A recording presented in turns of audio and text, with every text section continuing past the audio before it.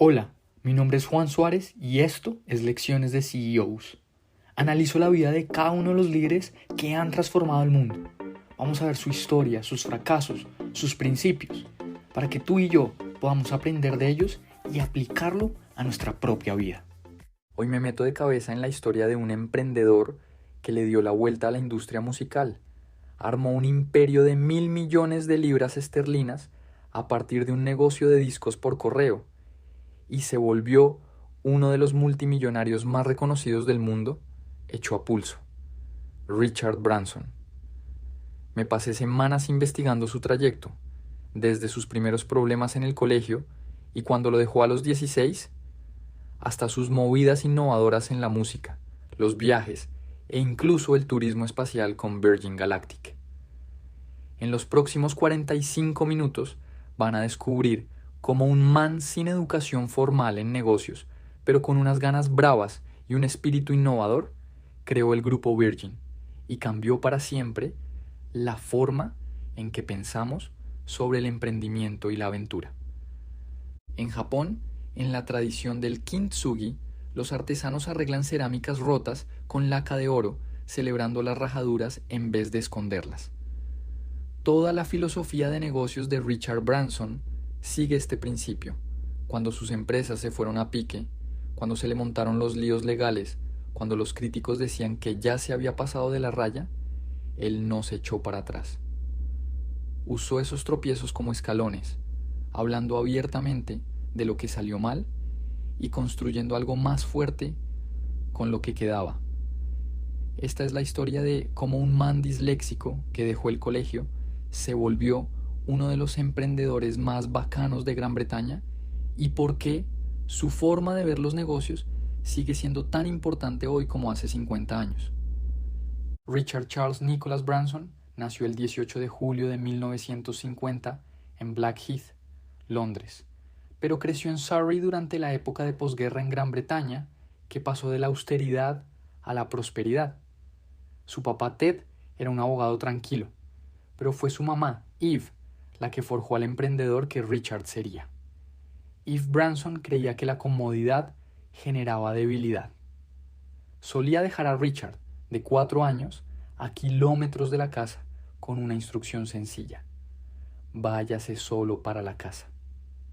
Duro para los estándares de hoy de pronto, pero ella, a propósito, le estaba enseñando a resolver problemas, a ser pilo por su cuenta y a tener confianza en situaciones que no conocía.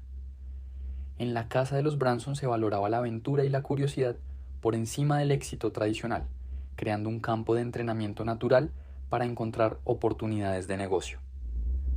La experiencia académica de Richard estuvo marcada a fondo por la dislexia, una dificultad de aprendizaje que en la Gran Bretaña de los años 50 casi no se entendía. Las palabras parecían bailar en la página. Tareas sencillas de lectura le costaban un montón y los profesores a menudo confundían sus dificultades con pereza en vez de reconocer que venían de un tema neurológico. Pero esto obligó a Richard a desarrollar formas alternativas de aprender. Se volvió increíblemente hábil para escuchar, recordar información de lo que le decían y entender las emociones y motivaciones de la gente, habilidades que le sirvieron un montón en los negocios. En Stowe School, su rector soltó una predicción que se volvería famosa: o va a la cárcel o se vuelve millonario. La evaluación fue directa pero con visión. Era poco probable que Richard siguiera caminos tradicionales. La revolución cultural de los años 60 fue el escenario perfecto para la primera aventura empresarial de Richard. La sociedad británica estaba viviendo un cambio social nunca antes visto, con los jóvenes pidiendo más voz en los temas políticos y culturales. Los medios tradicionales, controlados por gente de la élite, a menudo ignoraban lo que les preocupaba a los jóvenes. A los 17 años, viendo la oportunidad y sus propias limitaciones académicas, Richard tomó una decisión radical: dejar el colegio y lanzar la revista Student Magazine. Operando desde una cabina telefónica en un sótano, empezó a llamar a la loca a posibles anunciantes sin nada más que ganas y visión. No tenía un plan de negocios, ni investigación de mercado, ni plata de respaldo. Solo entendía de forma intuitiva lo que su generación quería leer.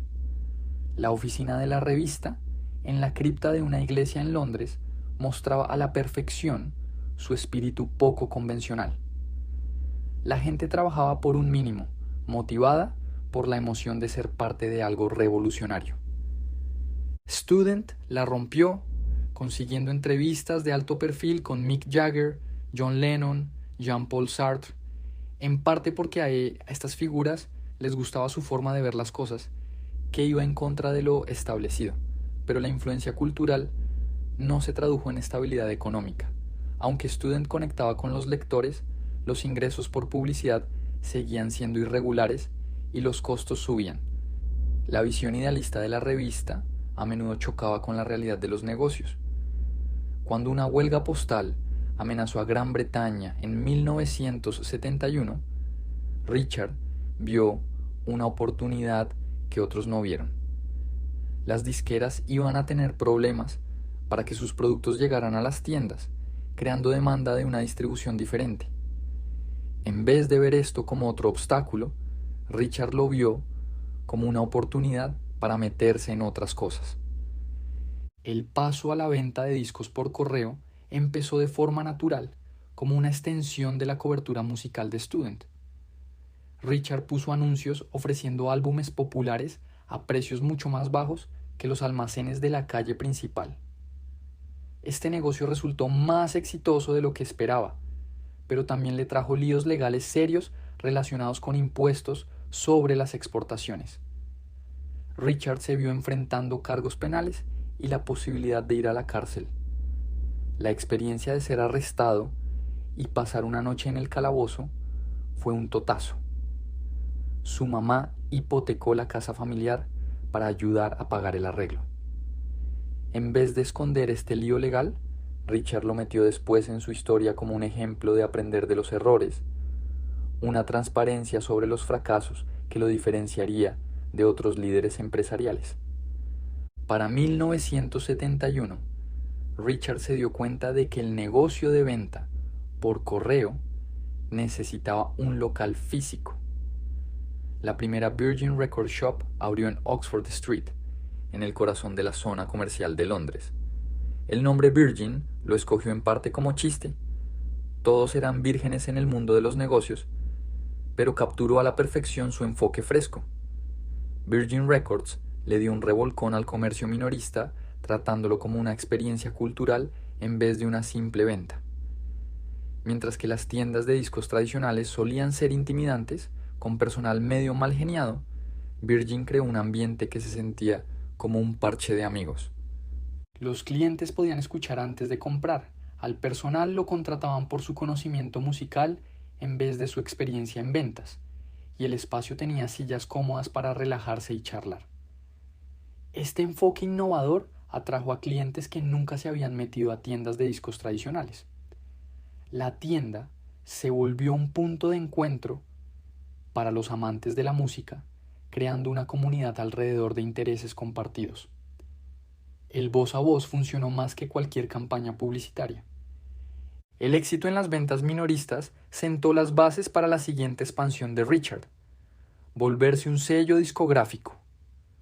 Cuando su estudio de grabación en Oxfordshire no generaba suficiente plata por alquiler, se enfrentó a venderlo perdiendo plata o encontrar alternativas creativas.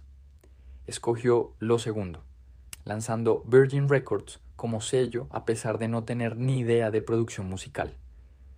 El primer lanzamiento sería clave: Tubular Bells, de Mike Oldfield, una composición instrumental de 49 minutos que rompía todas las reglas de la música comercial. Las disqueras grandes la habían rechazado de una.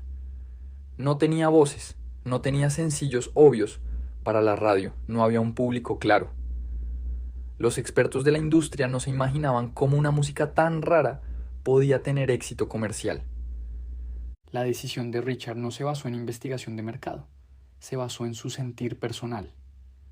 Cuando escuchó por primera vez la composición de Oldfield, algo le cuadró a un nivel emocional que no podía explicar. Esta disposición a confiar en sus corazonadas, por encima de lo que dijeran los expertos, definiría sus decisiones a lo largo de su carrera.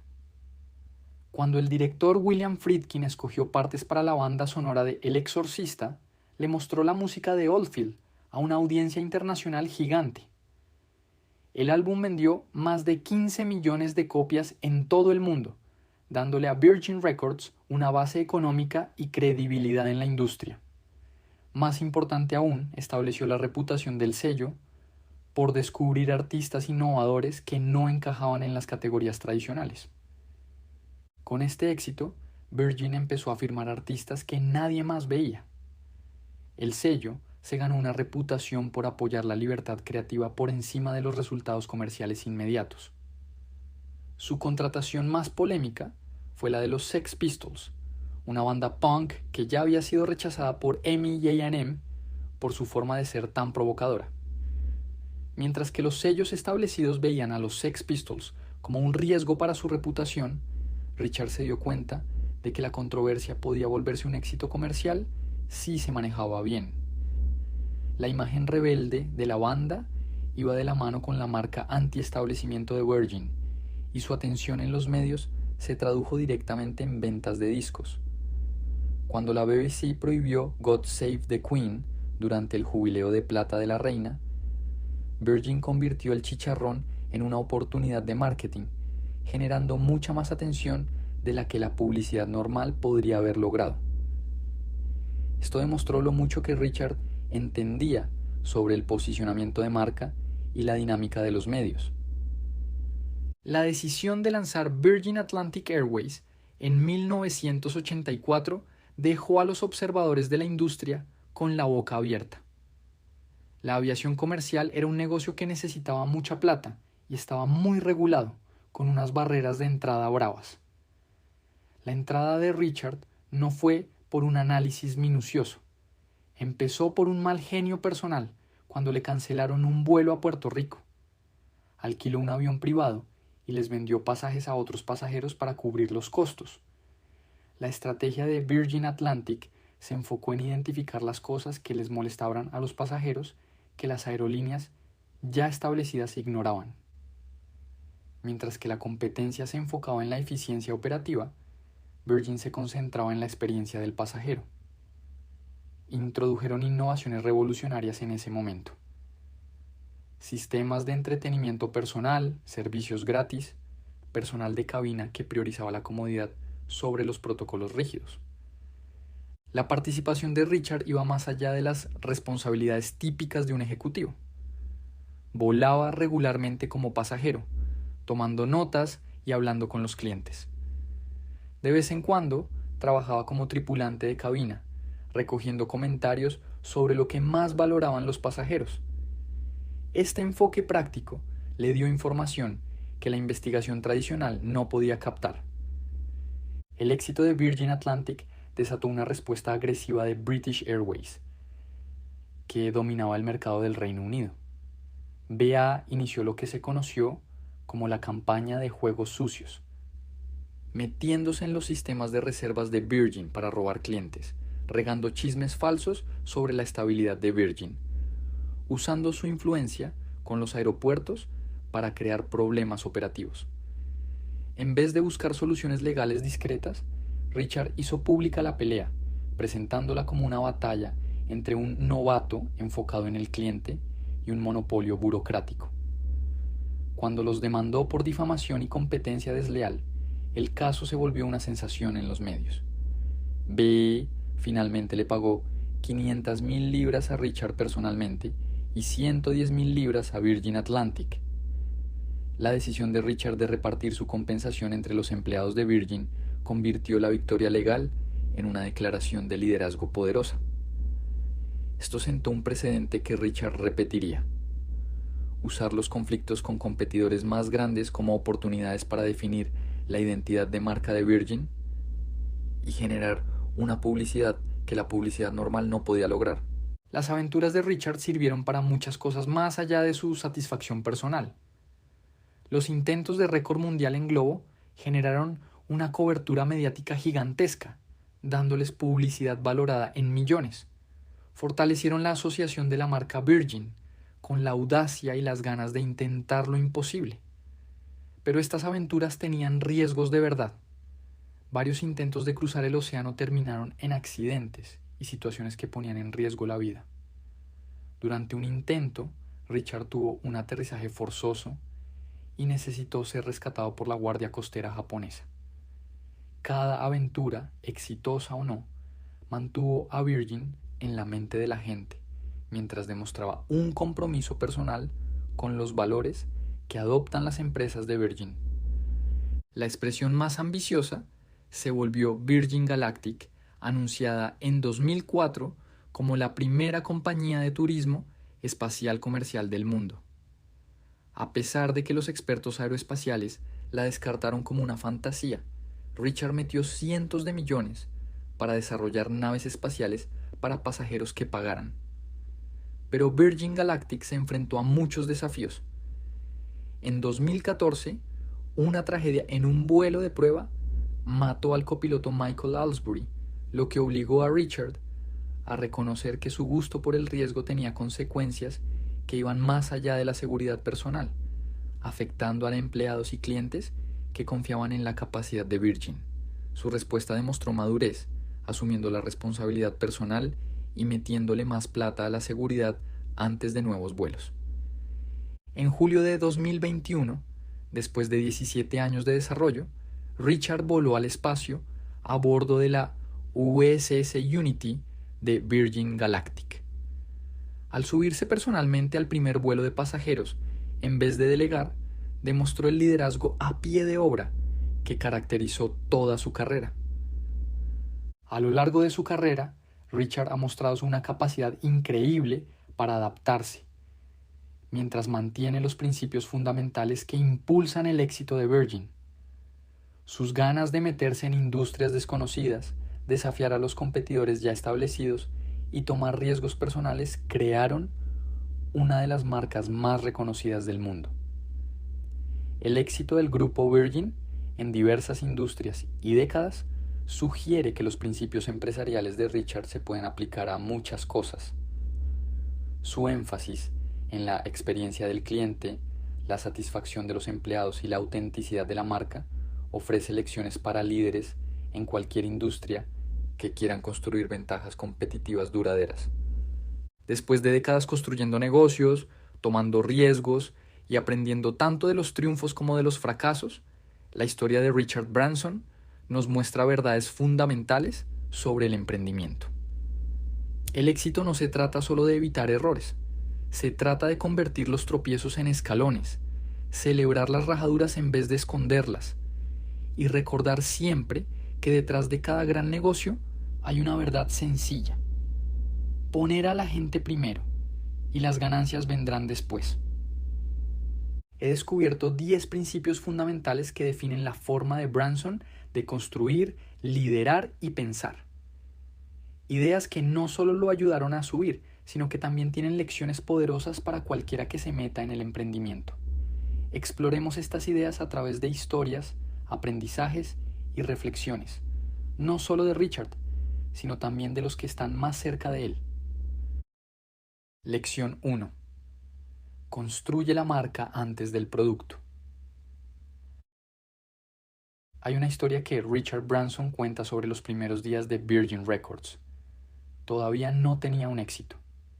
Ni siquiera tenía un sello discográfico como tal.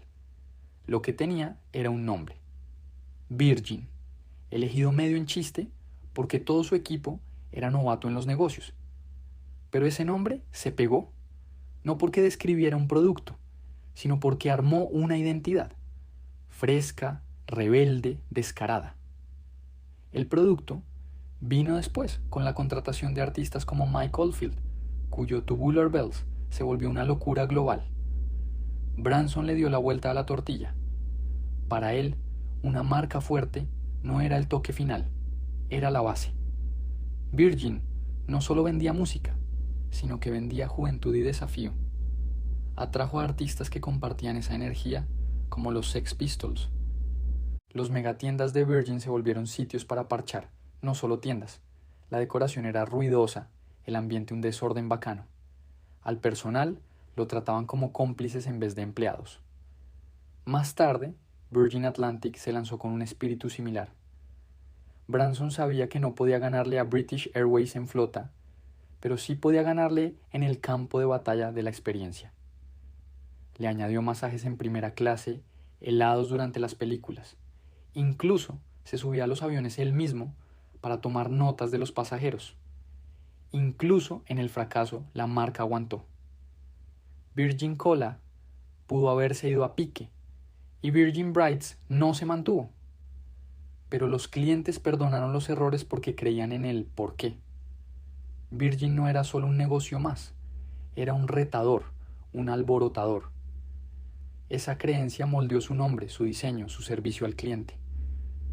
Dejen que esa identidad guíe el producto, no al revés. Virgin Money prometió sencillez y la cumplió con interfaces amigables y un lenguaje sin tanto rollo. Branson nunca se basó en la investigación de mercado para armar su marca. Se basó en la corazonada, en saber cómo quería que la gente se sintiera y luego construir hacia atrás a partir de eso. Los productos pueden ser impecables y aún así fallar, pero la gente no hace fila por la perfección. Hace fila por el significado, por la identidad, por el sentido de pertenencia. Branson construyó esa pertenencia primero. Lección 2. Expande hacia adelante a medida que las paredes se cierran. En 1992, Richard Branson se estaba quedando sin un peso. Virgin Atlantic estaba perdiendo plata a chorros. British Airways había lanzado un ataque a gran escala, robando clientes, debilitando al personal, regando chismes falsos sobre inestabilidad financiera. Su empresa más importante estaba siendo asfixiada. Lo sensato era retirarse, bajar costos, cerrar filas. Pero Sir Richard Branson no es sensato, es estratégico. Y esta vez su estrategia fue una locura: abrir una nueva ruta a Los Ángeles. Cuando hay una crisis en un negocio, la sabiduría popular sugiere reducir. La mayoría de las empresas bajan gastos, disminuyen personal, se enfocan en menos cosas, intentando mostrarse más pequeñas. Pero esta respuesta instintiva rara vez lleva a un crecimiento significativo. Branson había aprendido que la única forma de escaparse del ahogo de los peces gordos era ir más duro, ir más lejos, ir más grande. Se expandió mientras las paredes se le venían encima. No era optimismo, era un riesgo asimétrico. Echarse para atrás no garantiza la supervivencia, garantiza la invisibilidad. Pero lanzar algo nuevo, especialmente algo público, fuerza la atención, fuerza la negociación, obliga a los enemigos a cometer errores. Cuando los competidores empezaron a copiar las innovaciones de Virgin Atlantic en los años 90, Branson no se puso a la defensiva. Lanzó Virgin Hotels, Virgin Vodka y Virgin Cinema. Durante la crisis financiera de 2008, mientras otras compañías de viajes se encogían, Virgin lanzó nuevos negocios de viajes de lujo. Cada vez la expansión le dio un respiro al negocio principal al generar nuevas fuentes de ingreso y demostrar que estaba vivo a socios e inversores desconfiados. Decía, aquí seguimos. Decía, no nos asustamos. Y eso solito empezó a cambiar el rumbo. Esta estrategia no es solo para multimillonarios. Funciona en todas las escalas de negocio. Un restaurante podría añadir servicios de catering durante las recesiones. Una empresa de software podría expandirse a servicios complementarios. Un minorista podría lanzar un brazo de experiencias en vez de cerrar locales. Expandirse en tiempos difíciles manda un mensaje. No somos víctimas de las circunstancias, somos creadores de oportunidades. Cuando la gente ve movimiento, asume que se está ganando, y la percepción a menudo moldea la realidad. También hay un beneficio práctico. La expansión crea opciones. En los negocios, la opcionalidad es igual a supervivencia. Lección 3. Si todo el mundo lo odia, la empresa. Probablemente se adelantó. Para los innovadores de verdad, que todo el mundo los elogie, debería levantarles una ceja. La innovación genuina, de esa que transforma mercados y hace fortunas, rara vez llega con aplausos. Normalmente se enfrenta al escepticismo, el desprecio, y a veces a la burla abierta. Piensen en Richard Branson cuando lanzó Virgin Atlantic con un solo avión, desafiando a British Airways. Los expertos de la industria lo tildaron de loco. ¿Qué experiencia tiene un vendedor de discos para manejar una aerolínea? Zrenia preguntaban. Hoy, esa empresita insignificante se ha vuelto una de las aerolíneas más respetadas del mundo. El patrón de rechazo inicial está muy arraigado en la historia de Virgin. Cuando Branson se metió en las telecomunicaciones con Virgin Mobile como operador de red virtual, los veteranos de la industria se burlaron. Sin embargo, Virgin Mobile se convirtió en una de las empresas más rentables del grupo. Cuando anunció planes para viajes espaciales comerciales a través de Virgin Galactic en 2004, los expertos aeroespaciales lo desestimaron como una fantasía.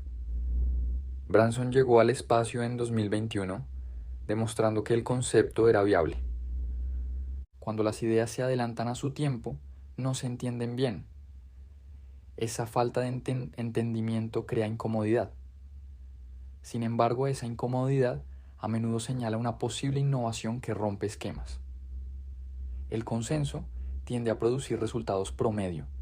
Si una idea le gusta a todo el mundo, lo más seguro es porque es familiar. Y la familiaridad no cambia el statu quo, lo mantiene. Sin embargo, no todas las críticas son iguales.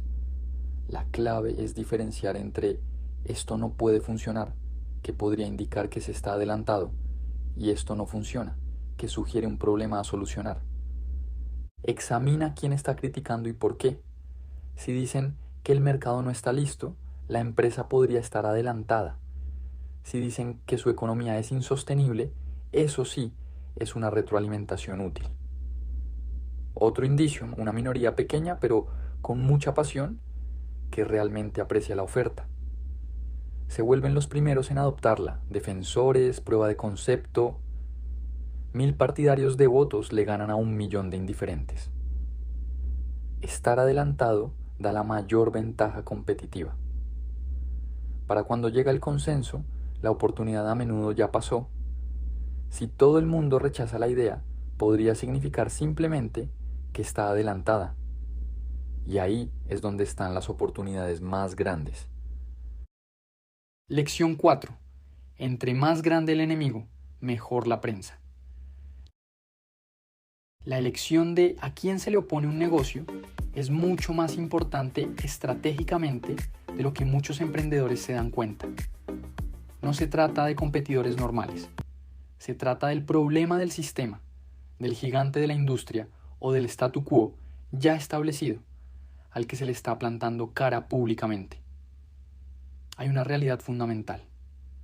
Un negocio con un oponente que valga la pena siempre va a llamar más la atención que uno que simplemente intenta mejorar poquito a poquito las soluciones que ya existen.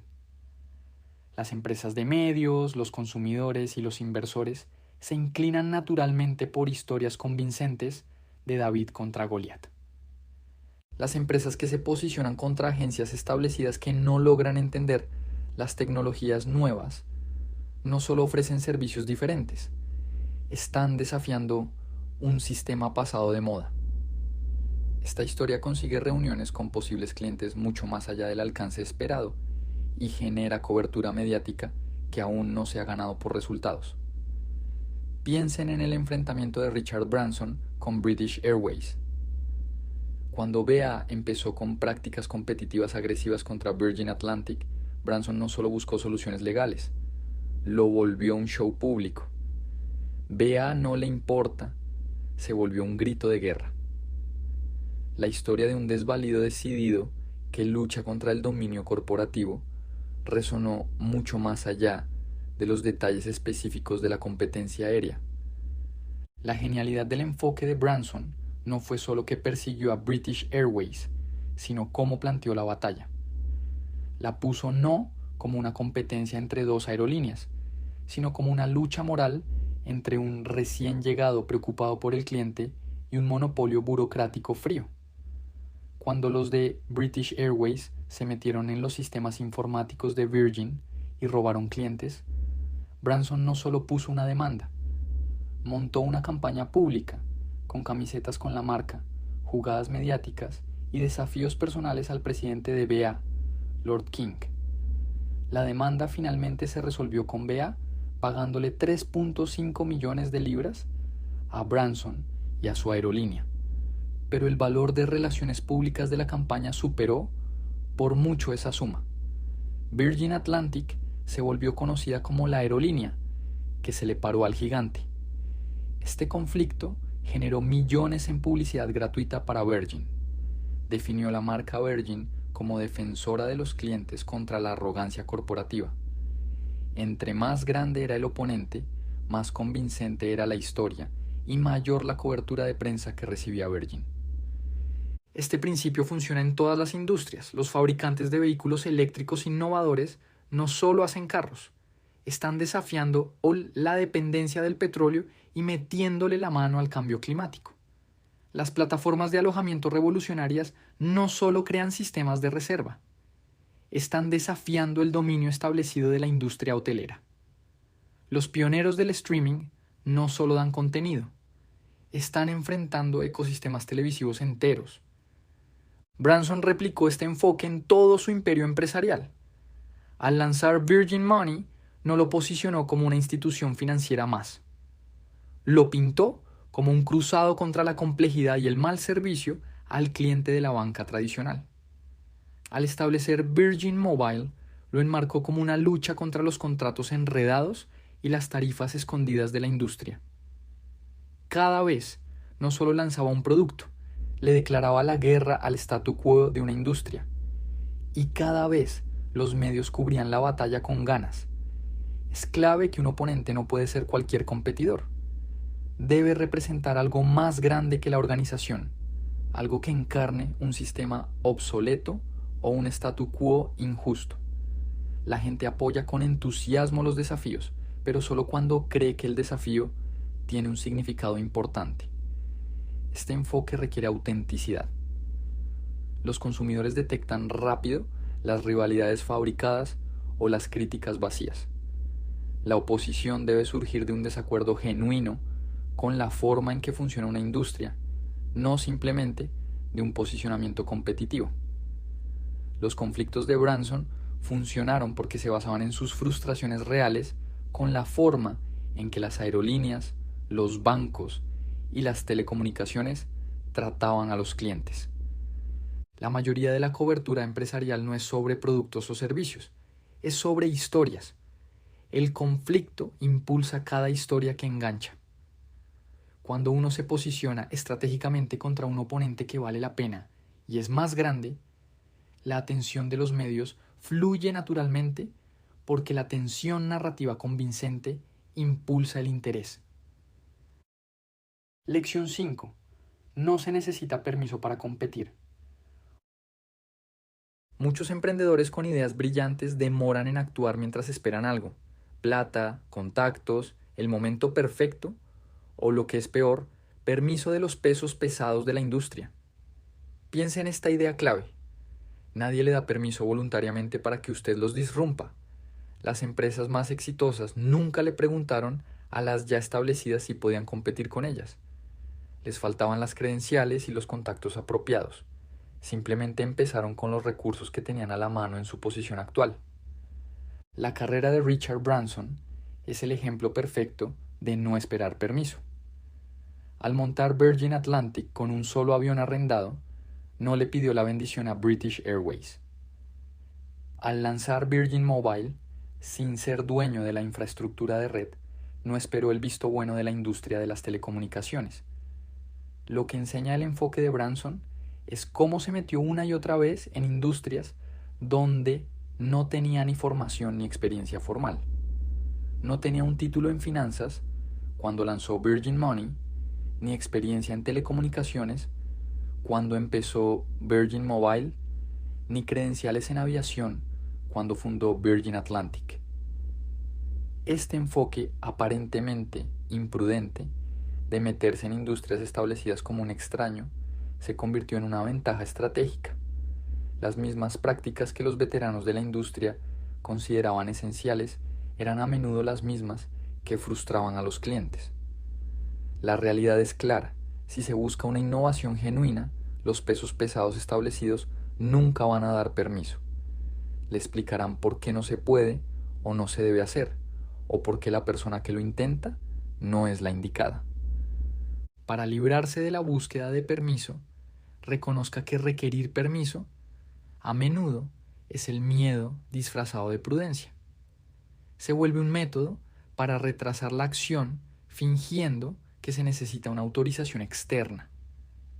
La confianza de Branson no venía de la arrogancia, sino de reconocer una verdad fundamental. Los requisitos establecidos a menudo protegen la mediocridad en vez de asegurar la calidad. Las credenciales que exigen los que ya están en el poder frecuentemente tienen más que ver con mantener barreras que con servir a los clientes. Esta perspectiva no sugiere ignorar las regulaciones, distingue entre no pedir permiso y violar reglas legítimas. Muchas reglas de negocio son simplemente normas y tradiciones disfrazadas de requisitos. Los que buscan permiso se ponen como suplicantes, agradecidos por cualquier oportunidad que les den. Los que proceden sin permiso se posicionan como disruptores, confiados en su derecho a participar. El statu quo ininterrumpido de cada industria fue creado por gente no más inteligente que los emprendedores de hoy. Los actores existentes no tienen un derecho mayor al mercado. Su ventaja está en la presencia, pero la ventaja de los recién llegados está en percibir oportunidades que otros no pueden ver. Lección 6. Confía en la corazonada, no en las hojas de vida. Después de analizar a cientos de emprendedores y líderes empresariales exitosos, se ve un patrón. Sus mejores decisiones a menudo iban en contra de lo que aconsejaban los expertos. Confiaban en su intuición cuando ésta no cuadraba con hojas de vida impresionantes y opiniones prestigiosas. Esto no es terquedad o pasar por alto la experiencia. Se trata de reconocer cuando la corazonada detecta algo que las credenciales no ven. Estar rodeado de gente con más estudio y experiencia puede intimidar. Sus consejos suenan lógicos, respaldados por casos de estudio y prácticas ya establecidas. Sin embargo, a veces algo nos dice que ese enfoque no va con nuestras circunstancias. Las veces que uno ignora esa voz interior para seguir el consejo de expertos, a menudo terminan en errores importantes. Al contrario, confiar en esa corazonada, incluso cuando uno no la puede explicar del todo, a menudo lleva a los mayores éxitos. Richard Branson es un ejemplo de este principio. Cuando decidió montar una aerolínea, lanzar una red móvil sin infraestructura o instalar camas en primera clase, los expertos le vaticinaron el fracaso. Pero su instinto, para lo que los clientes de verdad querían, superó una y otra vez el consenso de los expertos. Esta dinámica se vio de forma dramática cuando Branson escogió distribuir Tubular Bells, el álbum instrumental de Mike Oldfield que todas las grandes disqueras habían rechazado. A pesar de no tener ni idea de producción musical, algo en la música le hizo clic. Vendió más de 15 millones de copias y sentó las bases económicas para Virgin. Las hojas de vida a menudo reflejan logros pasados, no lo que viene. Los expertos son muy buenos explicando éxitos anteriores, pero les puede costar con las oportunidades que están apareciendo. Mientras tanto, la corazonada es el reconocimiento de patrones a un nivel subconsciente. Esto se vuelve crucial durante los cambios de mercado. Cuando los escenarios evolucionan, la experiencia de paradigmas anteriores puede volverse una desventaja. Una perspectiva fresca puede ver mejor las nuevas realidades. La dislexia de Branson pudo haber fortalecido esto.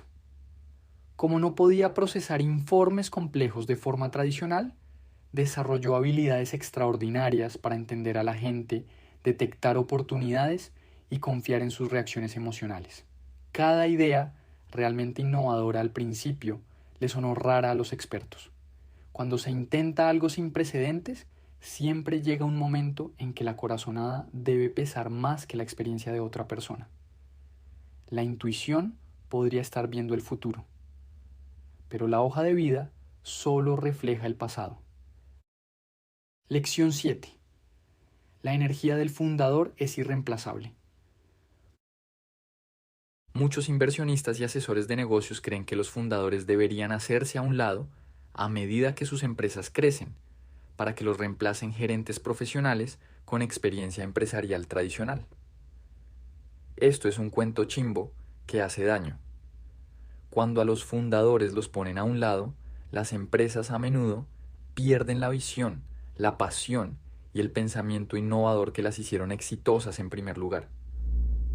Los inversionistas sugieren una y otra vez reemplazar a los fundadores con un CEO experimentado. Miden las capacidades con criterios convencionales, ignorando que la energía del fundador es el activo más valioso e insustituible que tienen las empresas. Richard Branson es un ejemplo de esto. El grupo Virgin no se mueve solo por modelos de negocio, se mueve por la visión y la energía particular de Branson. Cuando Virgin Atlantic se la jugó contra British Airways, no era solo sobre aviones, era la energía incansable de Branson como fundador contra la burocracia corporativa. Pero ¿qué hace que la energía del fundador sea tan valiosa? Primero, hay compromiso. Para los gerentes, una empresa es una carrera. Para los fundadores es la identidad. Esto crea un nivel diferente de dedicación. Cuando Virgin Atlantic estuvo a punto de quebrar, los asesores sugirieron cerrar. Branson vendió Virgin Records, su primer imperio, para salvar la aerolínea. No era solo un negocio, era algo personal. Los fundadores aportan algo que los gerentes contratados no pueden replicar. No necesitan declaraciones de valores, viven la misión. Piensan a largo plazo, juegan juegos infinitos e inspiran pasión en los demás. Incluso décadas después, las empresas de Virgin prosperan con la presencia de Branson. Sus aventuras y su imagen no son distracciones, son expresiones del mismo espíritu que construyó la marca. Cuando los clientes eligen Virgin, están comprando esa energía fundadora. Los gerentes profesionales optimizan para la previsibilidad. Los fundadores como Branson tienen la autoridad para tomar riesgos osados y apuestas a largo plazo que otros no se atreverían a intentar. No todos los fundadores son aptos para escalar empresas por sí mismos, pero la respuesta no es reemplazarlos, es rodearlos de talentos complementarios que llenen los vacíos. Lección 8. Resuelve tus propios problemas, el mercado te seguirá. Muchos emprendedores se la pasan años buscando grandes ideas de mercado, usando mucha investigación de mercado para encontrar huecos y tendencias. Richard Branson opera diferente. Su portafolio de empresas muestra un patrón distinto. La mayoría de los negocios de Virgin no nacieron de análisis de mercado, sino de sus propias frustraciones personales. Cuando le cancelaron un vuelo a las Islas Vírgenes Británicas, fletó un avión y lanzó Virgin Atlantic. Cuando le pareció que la banca tradicional era confusa y aburrida, lanzó Virgin Money. Cuando se dio cuenta de que los contratos de celular eran muy complicados, lanzó Virgin Mobile. La sabiduría popular dice: encuentra un problema de mercado, luego crea una solución. Branson lo hace al revés: encuentra un problema personal, luego crea una solución que te funcione a ti. Este enfoque tiene implicaciones profundas. La autenticidad. Los problemas que a uno lo frustran son a menudo problemas que frustran a millones de personas.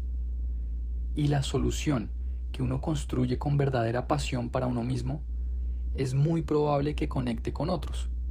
El entusiasmo. Es mucho más fácil mantener la motivación cuando uno está resolviendo algo que de verdad le molesta. Las ideas que nacen de la frustración personal tienen una energía inherente que la investigación de mercado no puede replicar.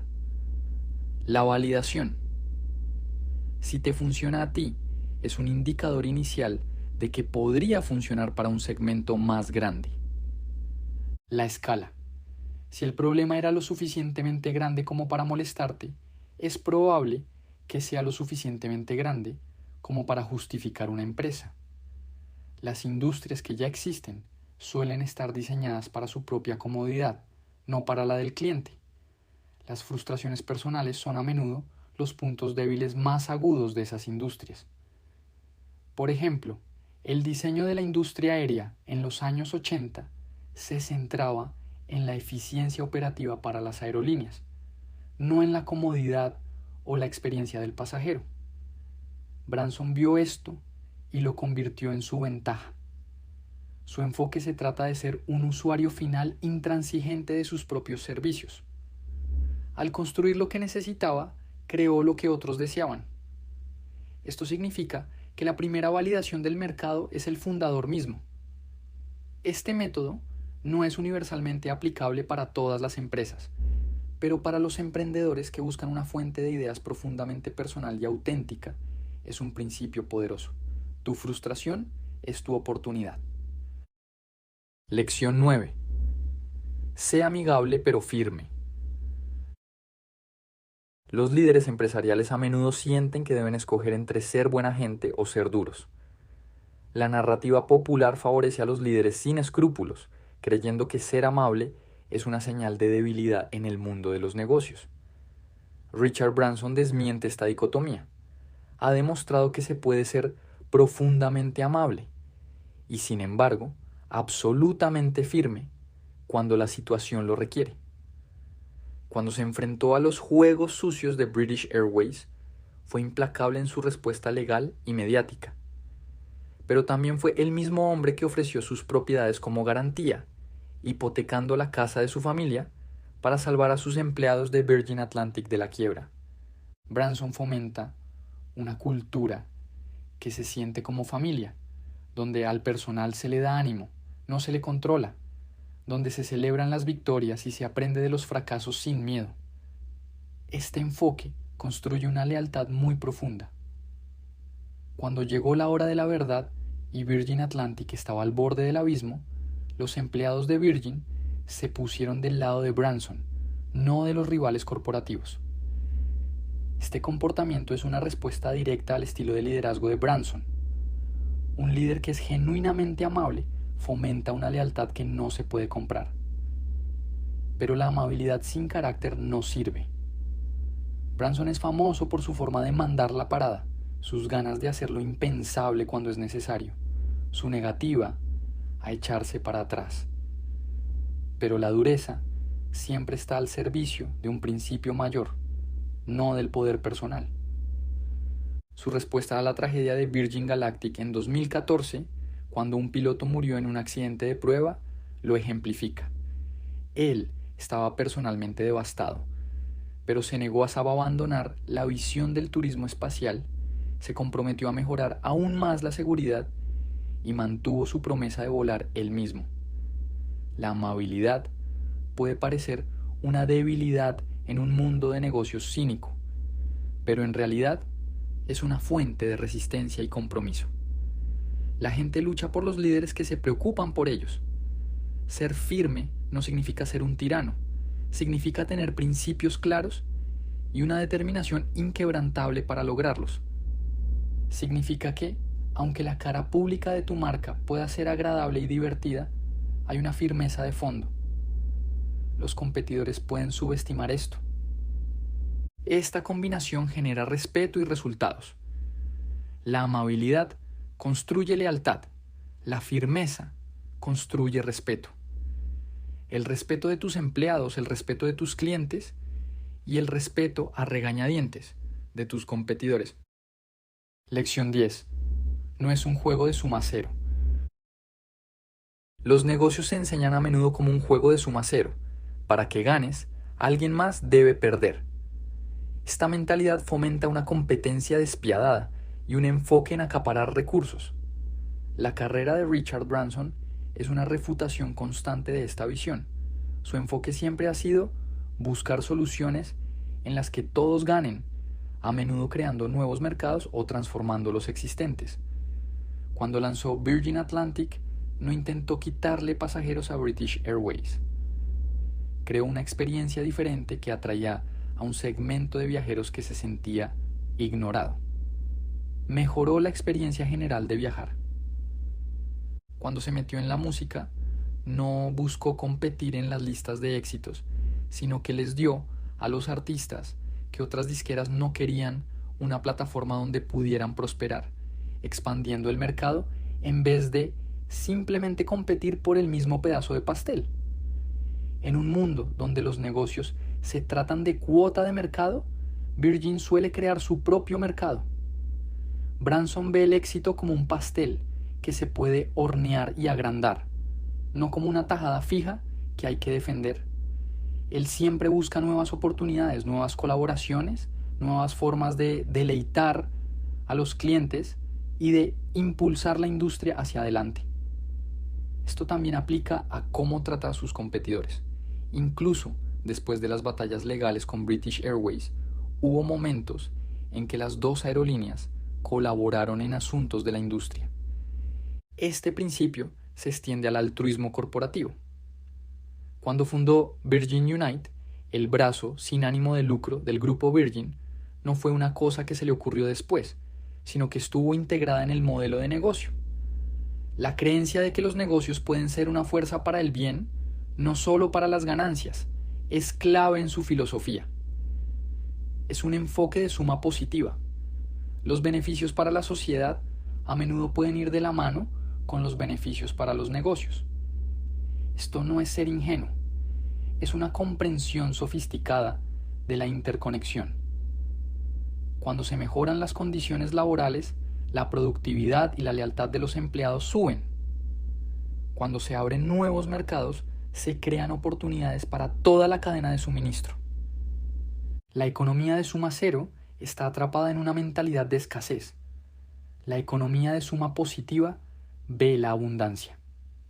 El legado de Branson demuestra que el éxito empresarial puede ser un catalizador para el bien mayor, para más gente, para más oportunidades. Es posible hacer el bien y que te vaya bien al mismo tiempo. Es posible ganar y permitir que otros también ganen. Esta es una visión radical de los negocios, pero una que ha creado un imperio. El legado de Richard Branson. El impacto de Richard Branson en los negocios modernos es tremendo. Su nombre es sinónimo de atrevimiento, de desafiar las normas de una forma divertida y a menudo poco convencional de hacer negocios. Pero su historia no es solo una narrativa de éxito. Es una plantilla para los emprendedores que buscan construir algo que dure y que tenga sentido. El espíritu de Virgin está en desafiar el statu quo, no solo para ganar plata, sino para crear mejores experiencias, solucionar problemas de verdad y, a veces, simplemente porque la vida es muy corta para no intentarlo. Entonces, ¿cuáles de estos principios te resuenan más hoy? La historia de Branson nos recuerda que el éxito no siempre se encuentra en los caminos más rectos, sino a menudo en los más osados.